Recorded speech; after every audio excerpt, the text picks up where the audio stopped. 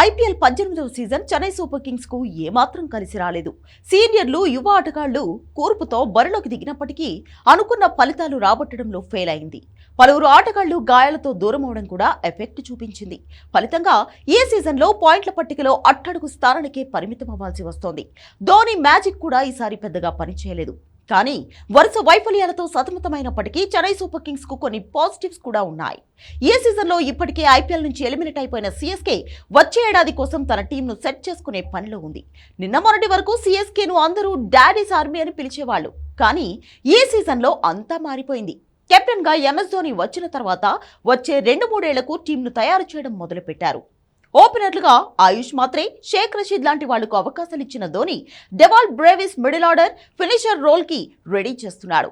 తాజాగా ఉర్విల్ పటేల్ అనే కొత్త ఆటగాడికి ఛాన్స్ ఇచ్చాడు.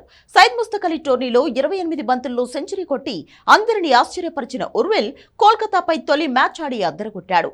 ఉర్విల్ పటేల్ 11 బంతుల్లో 1 4, 4 సిక్సర్లతో 31 పరుగులు చేశాడు. ఆ తర్వాత బేబీ ఏబిడీగా పిలుచుకునే డెవాల్ బ్రేవిస్ విధ్వంసం సృష్టించాడు. వైభవ్ అరోరా వేసిన ఒక్క ఓవర్లోనే 3 సిక్స్లు, 3 4లతో 30 పరుగులు రాబట్టిన బ్రేవిస్ మ్యాచ్ స్వరూపాన్ని మార్చేయడంతో పాటు 25 బంతుల్లోనే 4 4లు, 4 సిక్సర్లతో 52 పరుగులు చేసి చెన్నైను విన్నింగ్ ట్రాక్ ఎక్కించాడు. ప్రస్తుతం అతని బ్యాటింగ్ కు సంబంధించిన వీడియో నెట్టింట వైరల్ గా మారింది. బేబీ ఏబిడి తన సత్తా ఏంటో చూపించాడని ఫ్యాన్స్ కామెంట్ చేస్తున్నారు. గుర్జప్రీత్ సింగ్ కు రీప్లేస్మెంట్ వచ్చిన బ్రేవిస్ తనకు వచ్చిన అవకాశాన్ని అద్భుతంగా యూజ్ చేసుకున్నాడు. 4 మ్యాచ్లలో 31 యావరేజ్ తో 126 పరుగులు చేశాడు. దీంతో బ్రేవిస్ ను వచ్చే సీజన్ నుంచి తమ జట్టుతోనే చెన్నై కొనసాగించడం ఖాయం.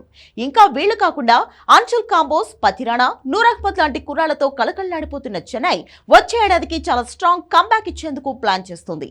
ఇప్పటికే ధోని కూడా వచ్చే సీజన్ పై క్లారిటీ ఇచ్చేశాడు.